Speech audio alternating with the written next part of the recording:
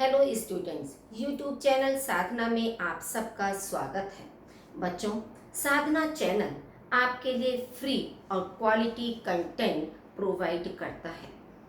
आप किसी भी वीडियो को जितनी बार चाहें उतनी बार देख सकते हैं। जिस समय चाहें उस समय देख सकते हैं। आपसे किसी भी प्रकार का कोई शुल्क नहीं लिया जाता है। आपके पास यदि स्टडी मटेरियल अच्छा होता है तो पढ़ाई में आपकी रुचि जागृत होती है। आप विषय को अच्छी प्रकार से समझ पाते हैं और जब कोई विषय आपको अच्छी प्रकार से स्पष्ट हो जाता है तो स्वाभाविक ही है, तो परीक्षा में आप अच्छा लिख पाते हैं और अच्छे अंक प्राप्त करने में समर्थ होते हैं। बच्चों, आज हम आपकी क्षितिज पुस्तक के पाठ एक दो बैलों की कथा के महत्वपूर्ण प्रश्न आपके सामने स्पष्ट कर रहे हैं। इस प्रकार के प्रश्न आपकी परीक्षा में दो दो नंबर के आते हैं, तो जिससे आपका पूरा पाठ अच्छी प्रकार से स्पष्ट हो जाए, उसी को ध्यान में रखते हुए आपके लिए हमने कुछ महत्वपूर्ण प्रश्न तैयार किए हैं। आप इन्हें ध्यान से देखिए और समझने की कोशिश कीजिए ताकि आप अपनी परीक्षा में अच्छा लिख सकें। प्रथम प्रश्न आपका है, सद्गुणों का इतना अनादर कभी नहीं देखा से लेखक का क्या आशय है? इसका उत्तर आपका है, गधे में सहिष्णुता, संतोष और क्रोध न करने के गुण हैं। वह सुख दुख लाभ हानि हर स्थिति में एक समान रहता है। ऋषियों मुनियों जैसे यह सभी गुण विद्यमान होने पर भी लोग उसे मूर्ख कहते हैं। यह उसके सद्गुणों का अपमान ही है।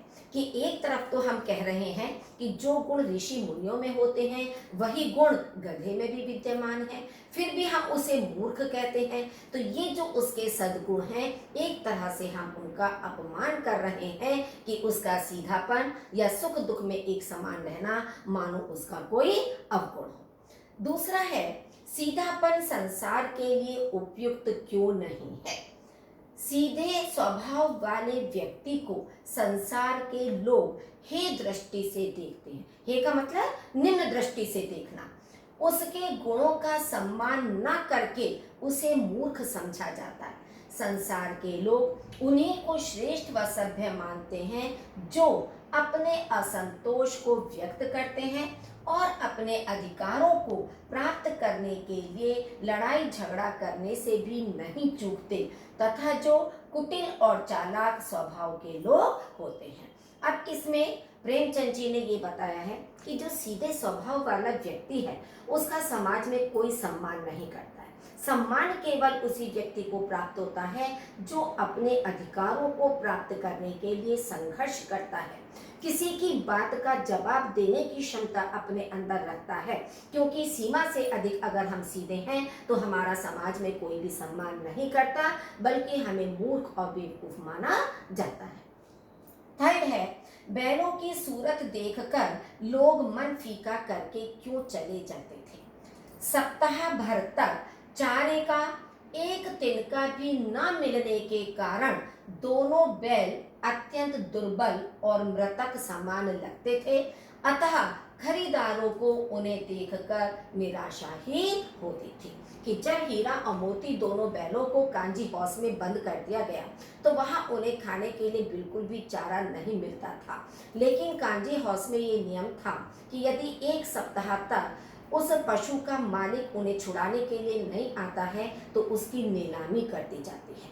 तो जिस दिन उन दोनों बैलों की नीलामी हो रही थी तो उस दिन उन्हें देखने के लिए अनेक लोग वहां पर आए, लेकिन एक सप्ताह तक कोई भी चारा न मिलने के कारण वे दोनों बहुत अधिक दुर्बल हो गए थे, कमजोर हो गए थे, जिसके कारण जो खरीदने के लिए उन दोनों को आए थे वे निराश होकर वहां से चले जाते थे।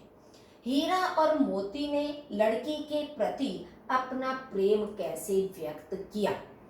अचानक लड़की दरवाजा खोलकर बाहर आई तो वे दोनों भागने के लिए अपनी अपनी रस्सी चबाने में लगे हुए थे, किंतु रस्सियां मोटी होने के कारण मुंह में नहीं आ रही थी। लड़की के आने पर दोनों ने सिर झुकाकर उसका हाथ चाटकर और पूंछ खड़ी करके उसके प्रति अपना प्रेम प्रकट किया।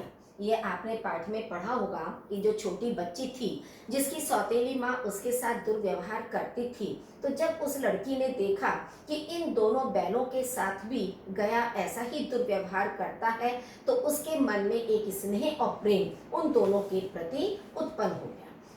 तो जब रात के समय भागने के लिए दोनों बैल प्रयास कर रहे थे, तो अचानक वह लड़की उनके सामने आई। तो उन्होंने अपनी रस्सी चबाना उस समय बंद कर दिया और उन्होंने अपना प्रेम उस लड़की के प्रति सिर झुकाकर, हाथ चाटकर और पूंछ खड़ी करके अपना प्रेम उस लड़की के प्रति प्रकट किया था। नेक्स्ट है आपका फिफ्थ, अधमरे से पड़े सभी जानवर क्यों चेत उठे और उन्होंने क्या किया। कि कांजी हाउस में बैलों के साथ साथ जो अन्य जानवर भी बंदी बनाकर रखे हुए थे, वे अचानक से क्यों चेत उठे। कांजी हाउस की कच्ची दीवार को हीरा मोती ने सींगों से मार मार कर गिरा दिया। दीवार के गिरते ही अधमरे से पड़े हुए सभी जानवर सचेत हो गए, क्योंकि उनके सामने आजादी का मार्ग खुल गया था। कांजी हाउस में बंद सभी जानवर वहां से भाग निकले, केवल गधे ही खड़े रह गए। कि अभी तक तो सब निराश लेटे थे, जैसे ही उन्होंने देखा कि कांजी हाउस की दीवार गिर गई, उनके अंदर एक चेतना आ गई कि मानो एक स्वतंत्रता का मार्ग उनके सामने खुल गया है। तो इसलिए सभी चेत गए थे और वे वहां से भाग निकले। केवल गधे खड़े रह गए, क्यों? क्योंकि उनके मन में एक डर बना हुआ था, जिसके कारण वे वहां से नहीं गए थे। कांजी हाउस के सभी जानवरों के भागने पर भी सभी गधे वहां क्यों खड़े रह गए, इससे उनके किस स्वभाव का पता चलता है। पहले प्रश्न में आपने देखा था कि बाकी सारे जानवर चले गए, केवल गधे खड़े रह गए। अब इस प्रश्न में देखिए कि कांजी हाउस की दीवार टूटते ही तीनों घोड़ियां, बकरियां और भैंसे खिसक गई, लेकिन गधे फिर से पकड़े जाने के भय से वहीं खड़े रहे। इस व्यवहार से उनके डरपोक और पराधीन रहने के स्वभाव का पता चलता है कि वे बहुत अधिक डरपोक प्रवृत्ति के हैं कि कहीं फिर से ना पकड़ लिए जाएं, या वे पराधीन जीवन व्यतीत करना ही अपना भाग्य समझ लेते हैं। इस कारण से वे वहां पर खड़े रहे। नेक्स्ट है, लेखक के अनुसार अफ्रीका में भारतवासियों की दुर्दशा का क्या कारण था। अफ्रीका में भारतवासियों की दुर्दशा का कारण उनका सीधापन है, कभी भी क्रोध न करना, चेहरे पर कभी असंतोष का भाव न लाना, सुख दुख दोनों परिस्थितियों में समान रहना, कुछ समय के लिए पैसे बचाना आदि वे गुण हैं जिनके कारण गधे के समान भारतवासियों पर भी लोग अत्याचार करते थे। कि ये हम भारतवासियों की एक स्वभाव होता है, एक गुण होता है कि हम कभी भी किसी पर बिना कारण के क्रोध नहीं करते हैं, सुख दुख में एक जैसे रहते हैं, और जितना भी हम पैसा कमाते हैं उसमें से थोड़ा पैसा हम अपने बुरे समय के लिए बचा कर रखते हैं। जबकि विदेशों में क्या होता है कि लोग जितना कमाते हैं उतना ही वे साथ ही साथ खर्च करते चले जाते हैं, अपने भविष्य के लिए कुछ नहीं बचाते। तो भारतवासियों के इस सीधेपन के कारण, इस व्यवहार के कारण ही अफ्रीका में उनकी दुर्दशा होती थी। गया के घर बार बार अपमानित होने के बाद भी हीरा मोती को ऐसा क्यों लगा कि यहाँ भी किसी सज्जन का वास है। गया के घर बार बार अपमानित होने के बाद भी हीरा मोती को ऐसा इसलिए लगा क्योंकि रात में एक छोटी बालिका 2 रोटियां लेकर आती और एक एक रोटी दोनों को खिलाकर चली जाती। लड़की का अपने प्रति त्याग और प्रेम देखकर उन्हें लगा कि यहाँ भी किसी सज्जन का वास है, क्योंकि गया तो उनको भरपूर खाना नहीं देता था, भोजन नहीं देता था, जिसके कारण वे भूखे रहते थे। तो वह बेचारी लड़की अपने हिस्से में से 2 रोटियां बचा कर लाती थी और एक एक रोटी दोनों बैलों को खिला देती थी। चाहे उससे उनका पेट नहीं भरता था, लेकिन फिर भी उन्हें यह अनुभूति होती थी कि मानो इस घर में किसी सज्जन व्यक्ति का वास है या कोई सज्जन व्यक्ति निवास करता है। गया के घर से भागकर आए हीरा मोती को देख झूरी व उसकी पत्नी ने किस प्रकार प्रतिक्रिया व्यक्त की। कि जब हीरा और मोती गया के घर से वापस अपने मालिक झूरी के घर आ जाते हैं तो तब उसकी झूरी की और उसकी पत्नी ने किस तरह अपनी प्रतिक्रिया उनके प्रति व्यक्त की थी। गया के घर से भागकर आए हीरा मोती को देखकर झूरी स्नेह से गदगद हो गया। उसने उन्हें गले से लगा लिया और चूमने लगा। इसके विपरीत झूरी की पत्नी अपने द्वार पर बैलों को देख जल भुन गई और उन्हें नमक हराम कहने लगी। उसे लगा कि काम के डर से बैल भाग आए हैं, इसीलिए उसने नौकर को चेतावनी दी कि इन्हें खाने को सूखा भूसा ही दिया जाए। क्यों? क्योंकि उसकी पत्नी का भाई उन बैलों को लेकर गया था। उसने जिद करके उन दोनों बैलों को वहां पर भेजा था और वे वहां से वापस आ गए, तो इसलिए वह उनको कामचोर कह रही थी कि इनसे काम नहीं किया गया, इसलिए ये वापस यहाँ पर लौटकर आ गए। नेक्स्ट है क्वेश्चन 10। शत्रुओं के बारे में हीरा मोती के विचार किस तरह भिन्न थे? शत्रुओं के बारे में हीरा और मोती के विचार एक समान नहीं थे, दोनों के विचार अलग अलग थे एक दूसरे से। वे शत्रु को पराजित करना चाहते थे। हीरा का विचार था कि पराजित शत्रु पर सींग नहीं चलाना चाहिए, जबकि मोती का विचार था कि दुश्मन को ऐसा मारना चाहिए कि वह फिर ना उठ सके।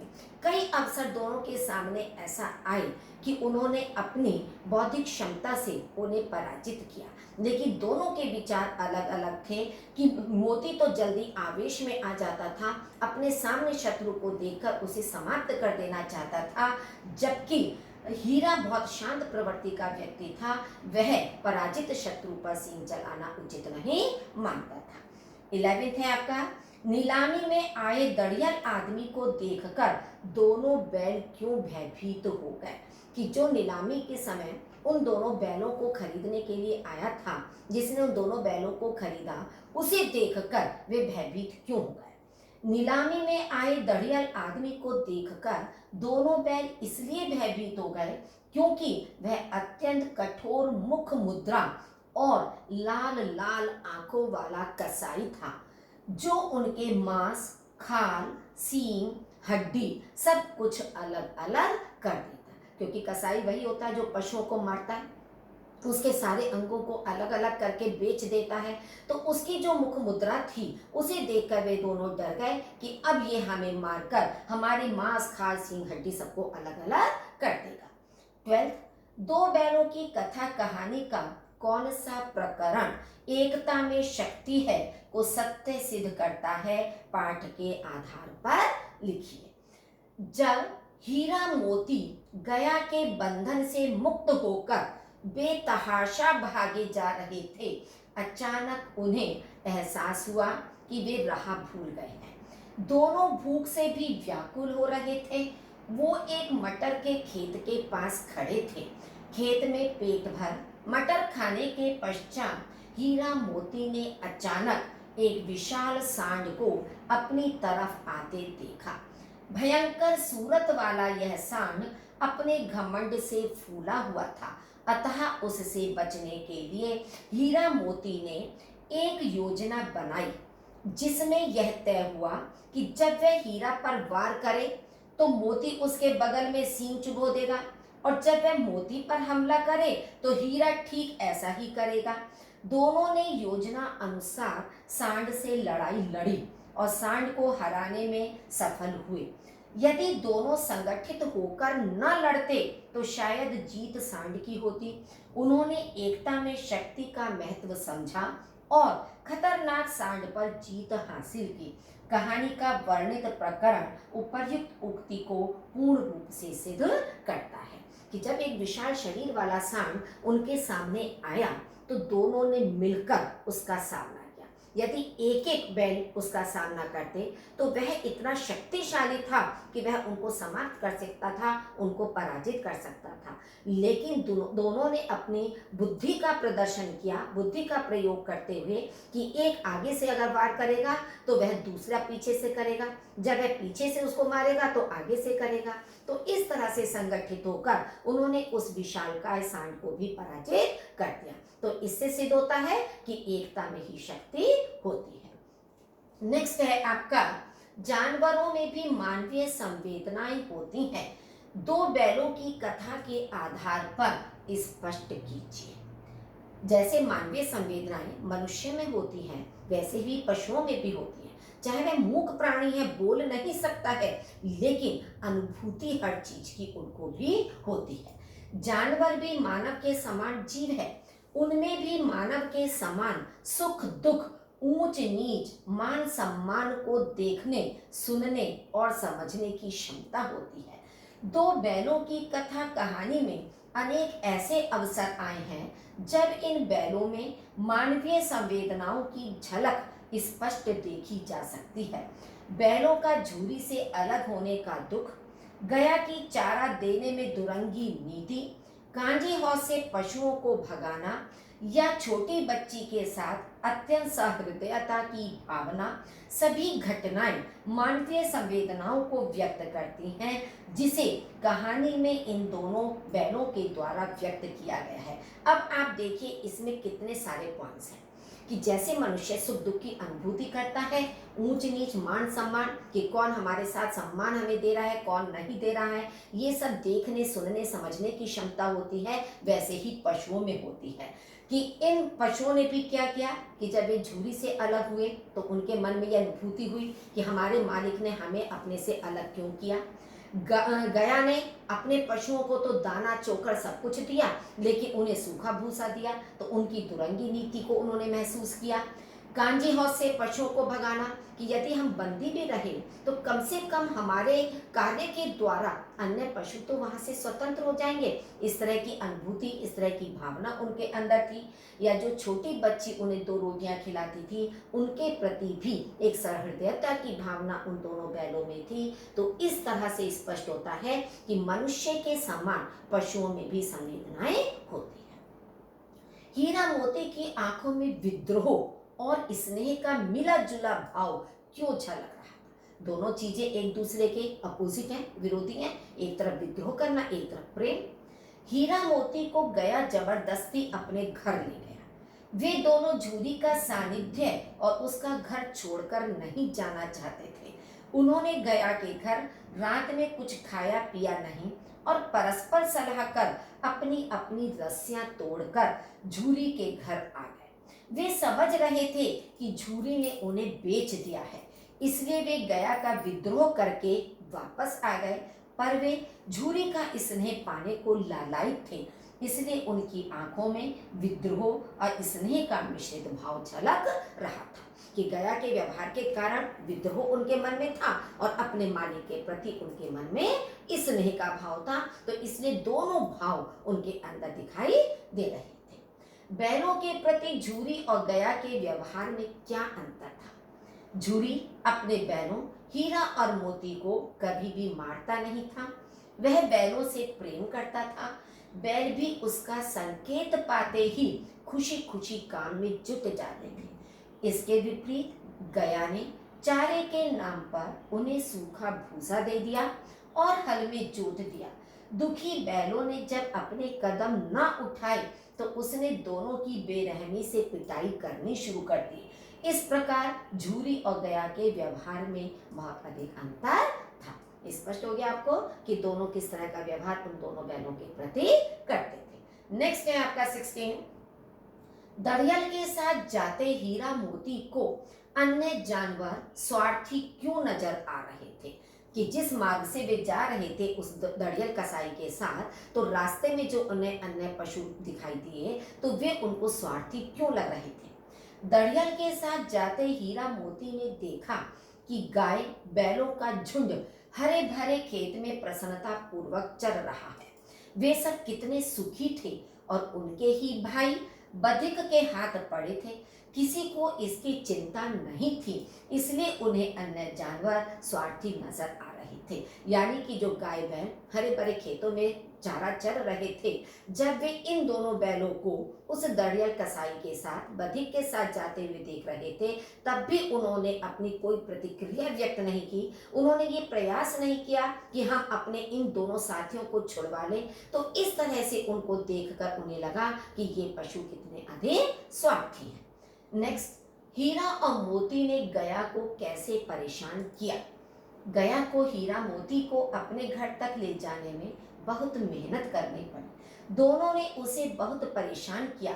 जब गया उन्हें पीछे से हाँकता तो वे दाएं बाएं भाग जाते, जब आगे खींचता तो वे दोनों पीछे को जोर लगाते। यदि गया उन्हें मारता तो वे सींग नीचे करके हुंकारते। इस प्रकार गया को हीरा मोती को घर तक ले जाने में दांतों पसीना आ गया। क्यों? क्योंकि वे गया के साथ जाना नहीं चाहते थे, तो इसलिए बार बार वे गया के द्वारा किए जाने वाले प्रयासों को विफल करना चाहते थे कि वह यदि आगे से कोशिश करता खींचने की तो वे पीछे जाते थे, और पीछे से आगे हाँकता तो वे आगे की तरफ हाँकने जाने लगते थे। हीरा और इससे तो गया फिर भी अच्छा था। हीरा और मोती ऐसा क्यों सोच रहे थे? इससे तो गया फिर भी अच्छा था। हीरा और मोती ऐसा इसलिए सोच रहे थे क्योंकि कांची हाउस में दोनों मित्रों को पूरे दिन खाने को एक भी तिनका नहीं मिला। यह उनके जीवन का पहला अवसर था।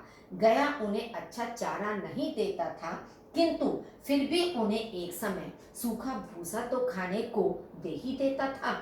इसलिए उन्होंने सोचा कि इससे तो गया फिर भी अच्छा था, कि चाहे वह चोकर नहीं देता था, खल नहीं देता था उसको, लेकिन फिर भी एक समय सूखा भूसा देता था कि कुछ तो उनकी उदर पूर्ति होती थी। लेकिन कांची हाउस में तो उन्हें बिल्कुल भी खाने पीने को नहीं मिलता था, जिसके कारण उन्हें गया का व्यवहार उनसे कुछ बेहतर लग रहा था।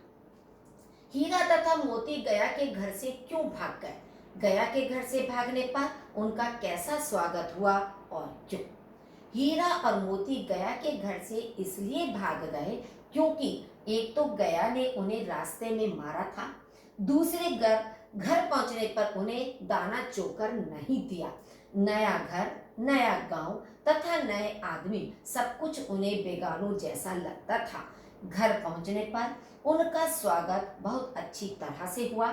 गांव का कोई लड़का अपने घर से रोटियां लाया, कोई गुड़, कोई चोकर और कोई भूसी, क्योंकि उनका वापस अकेले घर आना अभूतपूर्व ना होते हुए भी महत्वपूर्ण घटना थी। अब देखिए, दोनों का वर्णन उन्होंने किया कि गया के घर से क्यों भागे। क्यों? क्योंकि उन्हें वहां पर सब कुछ नया नया लग रहा था, कोई भी अपनापन दिखाई नहीं दे रहा था। गया उनको पीटता हुआ ले गया और उनको खाने के लिए भी ढंग से उसने नहीं दिए। जब वे वहां से भागकर अपने घर, अपने माली झूरी के पास आ गए, तो वहां आसपास के जितने भी बच्चे थे उन सब ने उनका खूब खुलकर स्वागत किया। उसके लिए तरह तरह की सामग्री अपने घर से वे लेकर आए थे। नेक्स्ट है आपका, दो बैलों की कथा कहानी के आधार पर बैलों की दुर्दशा के कारण लिखिए। दो बैलों की कथा कहानी के आधार पर बैलों की दुर्दशा के निम्नलिखित कारण है। गया के साथ अच्छी तरह सादगी से उसके घर ना जाना, अच्छी तरह हल ना चलाना, गराव तोड़कर उसके घर से झूरी के पास भाग जाना, दूसरी बार रात के अंधेरे में बिना मार्ग देखे, बिना सोचे समझे भागना, रास्ता खोजने की बजाय खेत में मटर खाने लगना।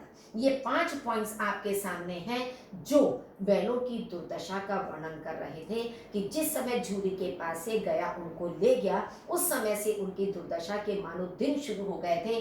किस तरह की परेशानियों का सामना उन्हें करना पड़ा, कैसी दुर्दशा उनकी वहां पर हुई, ये सारी चीजें इन 5 पॉइंट्स में आपके स्पष्ट हो रही हैं। बच्चों, ये 20 प्रश्न आपके सामने इतने महत्वपूर्ण हमने प्रस्तुत किए हैं कि यदि आप इन 20 प्रश्नों को बहुत अच्छी तरह ध्यान से देखकर फिर से सुनेंगे, समझेंगे, तो पूरा पाठ आपका अच्छी तरह से स्पष्ट हो गया। फिर यदि किसी भी प्रश्न की कोई लैंग्वेज आपकी जरा सी चेंज होकर आती है, तो आप इनके आधार पर उनके प्रश्न अच्छी तरह से लिख सकते हैं। यदि आपने अभी तक मेरे चैनल को लाइक नहीं किया है, तो जल्दी से उसको लाइक कर दीजिए, अपने साथियों के साथ शेयर कीजिए ताकि उनको भी इसका लाभ मिल सके। और यदि अभी तक आपने सब्सक्राइब नहीं किया है, तो प्लीज़ जल्दी से इसे सब्सक्राइब कर दीजिए ताकि आने वाली नोटिफिकेशन आपको समय से मिल सके। धन्यवाद।